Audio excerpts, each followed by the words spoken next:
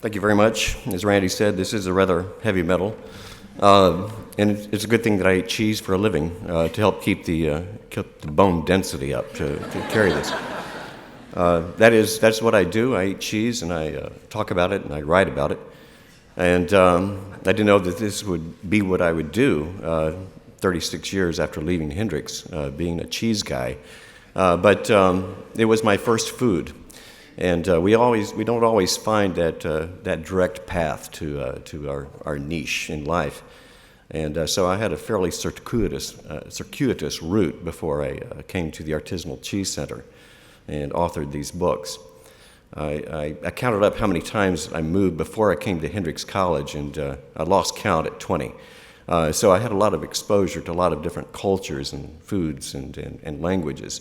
And it was great, and I appreciate it now more than ever, because I learned how to roll my R's. I learned how to speak Portuguese. I learned how to speak French, and I learned how to speak a little German too. But this was all very helpful.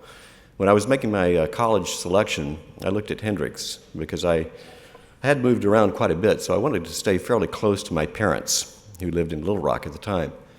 And so I wanted to stay close to them, but not that close. Because not only did I have my wonderful parents, but I also had 3 younger brothers, and 2 of whom are with me here today. And so thank you very much for coming, and my father also coming up from much farther away to be here.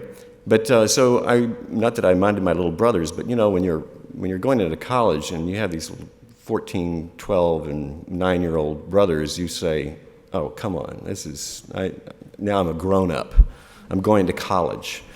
And so I was looking at colleges, and I wanted to be fairly close, but I also heard about Hendrix, and it was described as the Harvard of the South.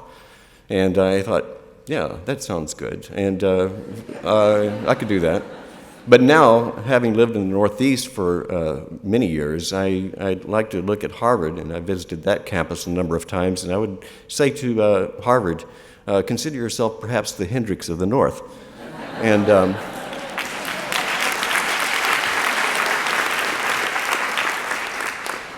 during my years here at Hendrix, I wanted to get a very broad liberal arts education, as much as was offered, and it was very broad indeed. I took courses in classes that I didn't know what I was going to do with it, but I thought it was a good idea at the time. I even considered going to medical school until I took a summer job working in a hospital. I thought, I don't think so. But I took organic chemistry, and those classes were very difficult for me because I was really not interested in the subject at all. And Dr. Scheidler, he spoke a lot about politics, but not a lot about chemistry. So whatever you learned about chemistry, you mostly learned on your own. Great guy, legendary, and so I did learn enough from Dr. Scheidler to recognize things that I study now with cheese. I'm a cheese scholar. I don't just eat the stuff. I have to answer questions about cheese, like why don't you weigh 350 pounds if you eat cheese for a living? Or why don't you have bad breath? Or other questions like that. How's your cholesterol level? And so I started delving into the topic, and I got down to the molecular level and started studying amino acids and fatty acids and ketones and all these things that I had studied here at Hendrix in the early 70s.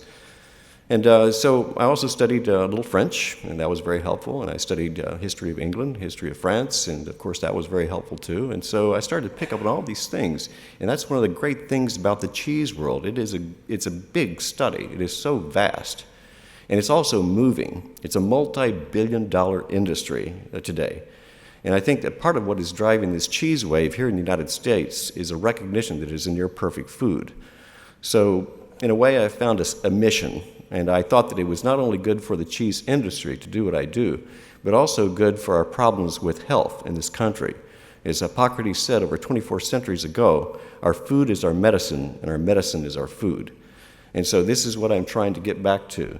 So my first favorite food was cheese. I remembered that. I was cheese-starved. For many years, growing up in Brazil, my parents were told that we should probably avoid the dairy products unless we parboiled the milk.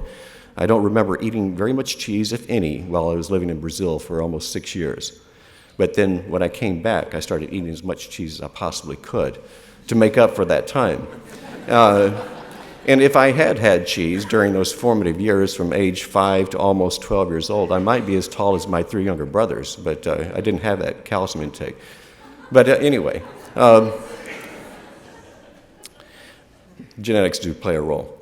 But anyway, it's great to be back on campus. I don't need much of an excuse to come to Arkansas. My roots are here. My parents are both from Arkansas, and I went to high school and college, of course, here. And then started to travel around and found my way to New York City, and there I developed this program, this cheese program, and people have been asking me questions, so the Socratic method has worked very well for me. So I've learned quite a bit about cheese, and so I'm on a mission now, and I like to say I spread the curd. So, in a good way. So, thank you very much to the Board of Trustees, to the faculty, the administration, the staff, all my friends and family that were able to be here, and for all your support, and looking forward to speaking with you a little bit later.